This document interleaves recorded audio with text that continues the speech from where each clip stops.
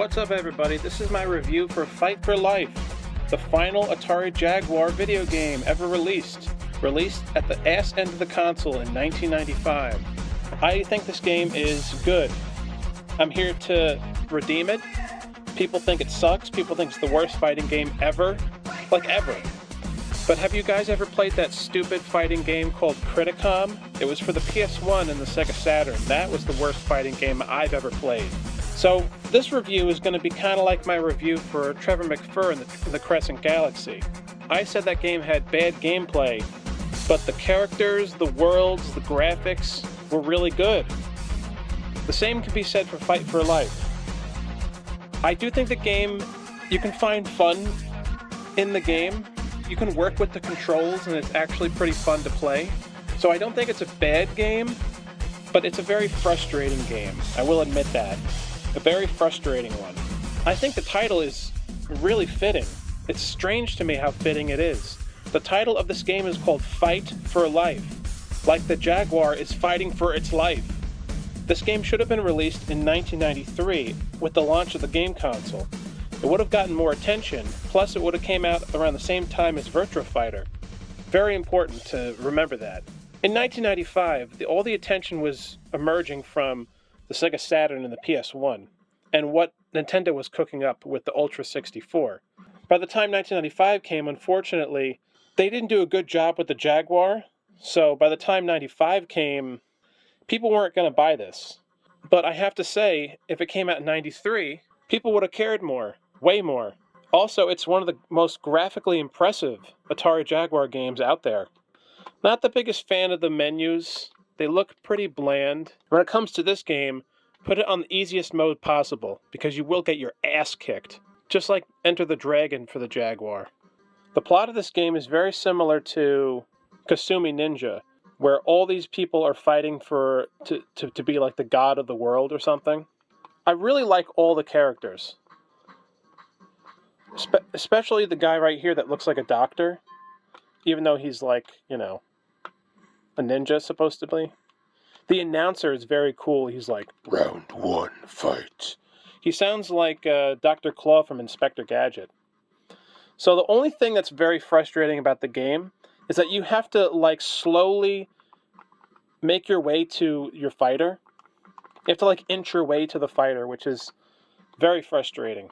It can be, when you're in the heat of the battles. I love the levels. The levels do a good job with the environments and the backgrounds. The game also has pretty good music, although it's very low in the background. Now, unlike other fighting games where they have other issues, really that's the only issue with the game, is that it takes so long to fight your opponent.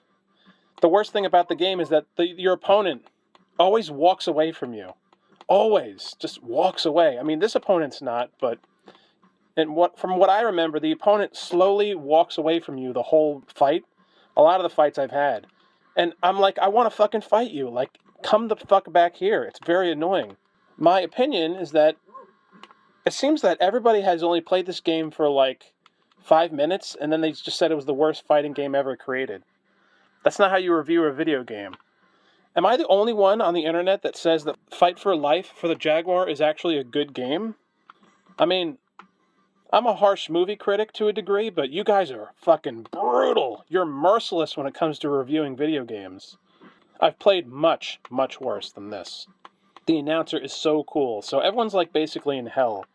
That's why the announcer sounds like this, to bring you each round. Then he does a demonic laugh, I love that shit. Announcers in the old 90s video games were just so amazing. What's cool, when you reach the end of the arena, you get electrically shocked, which graphically looks very impressive, for the time period, of course. This game has some replay value. It's definitely fun with two player battles. As you can see, I'm doing very well, but it's just taking too long. It's the only... Okay, so remember when I said there was only one bad thing about the game? Well, I lied. There's two. The first thing is that it takes forever to get to the opponent, because they just slowly teeter towards each other.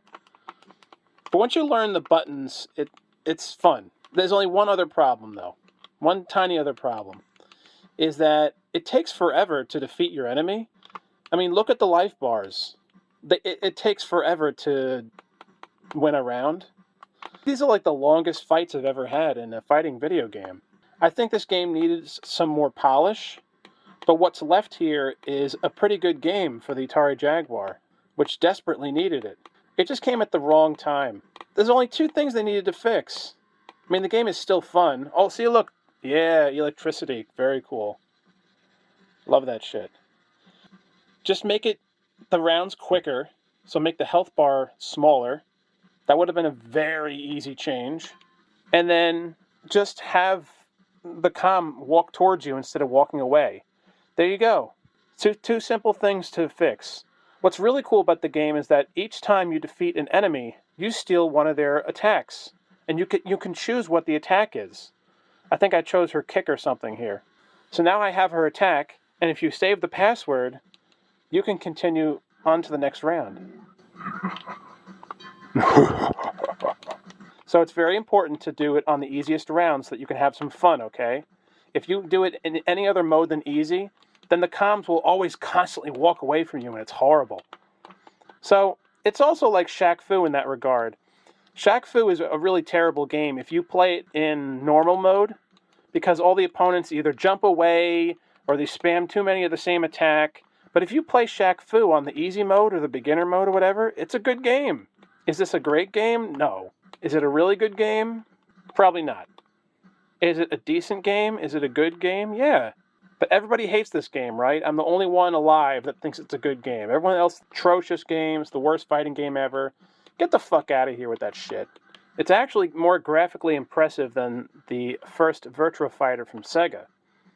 Although, if you compare Fight for Life with Virtua Fighter Remix, exclusive for the Saturn, they match up in quality of graphics.